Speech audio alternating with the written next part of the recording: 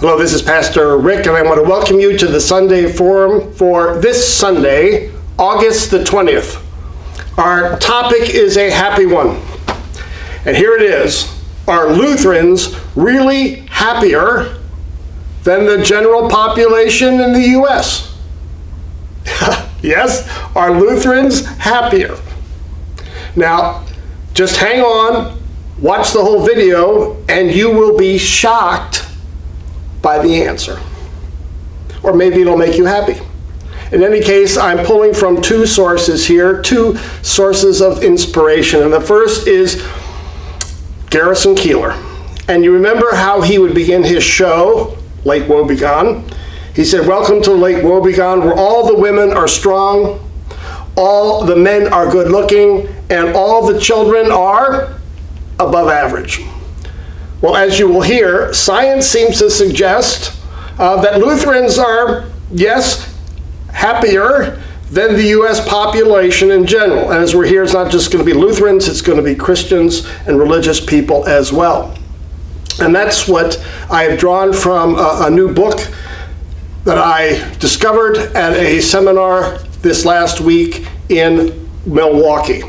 And here we've got Brian Fickert and Kelly Kapik writing that Becoming Whole, Why the Opposite of Poverty Isn't the American Dream. What they're finding is commitments to the church, commitments to faith, makes people healthier.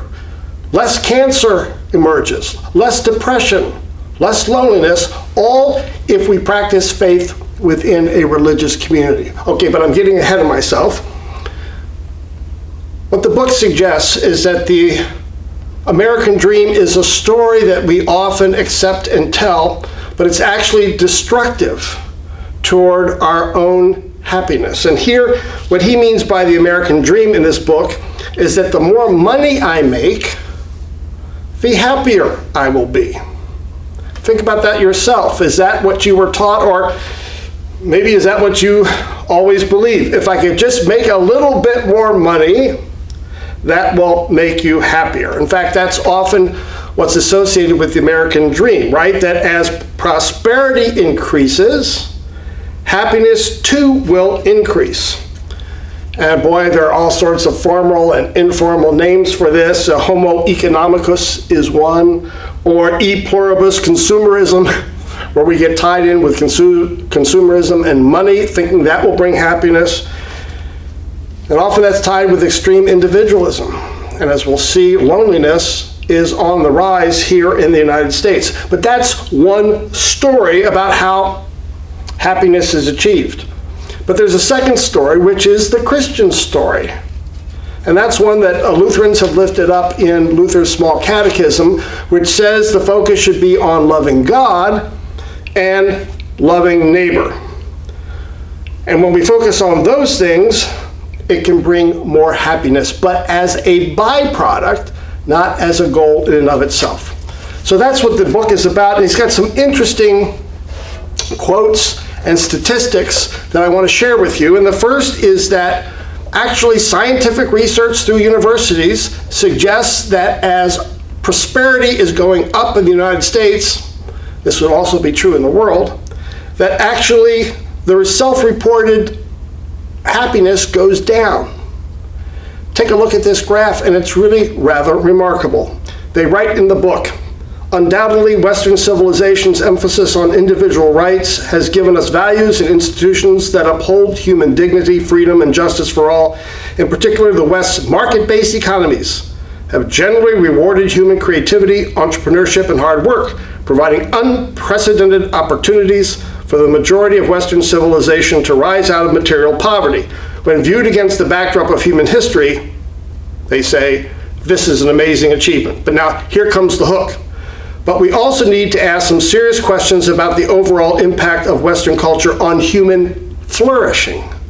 Consider this, that while real income per capita tripled in the U.S. between 1946 and 2014, the self-reported happiness of the average American stayed about the same, which meant we got richer, but we did not get happier.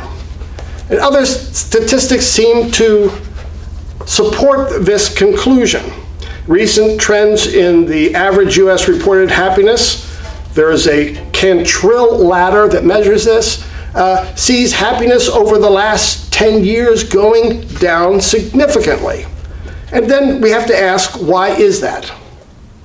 And another trend seems to be depression among college students. That's also tracked, and as you can see, as it's moved from 1938 to 2007, those are the most recent statistics I could find, also depression has gone up significantly, and that's often tied with loneliness. As we know, in the US, more and more people are living alone, living as individuals, and it's a marked increase over the last 40 and 50 years. Okay, that's the American story that we're often told, and it seems to be a lie. The more you make, the more prosperous you are, the happier you will be. So that's one story, but then the Christian story comes over against it and says now the focus is on God and the neighbor. As a byproduct, often we can get happier. So it's a little provocative to say, well, are Lutherans happier? But the answer seems to suggest that the answer is yes. And not just Lutherans, but Christians in general, and I would even say religious people. One Buddhist monk, for example, is considered in France the happiest man on earth. His name is Mathieu Ricard. He's a monk and he's written this book, The Notebook of a Wandering Monk. And because of the way he writes about happiness and his lifestyle, people just see him as an example of what they'd like to achieve. When asked by an Indian newspaper what were his 3 secrets to achieving happiness, he wrote back, he said, first of all, happiness, how to achieve it is no secret. And then he said, secondly, there aren't just 3 secrets. It's more complex than that. And finally, he said, well, you know, it's a lifetime of achievement, but it's the greatest goal to try to achieve. And so, I would say that's at the heart of Luther's catechism. That when we learn the evangelical faith, how to revolve our lives around God and loving the neighbor, all sorts of good things happen.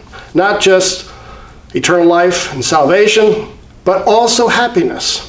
And as the statistics suggest, when our life revolves around faith, not just Lutherans, but Christians as well, cancer decreases, our health increases, depression decreases, well-being increases.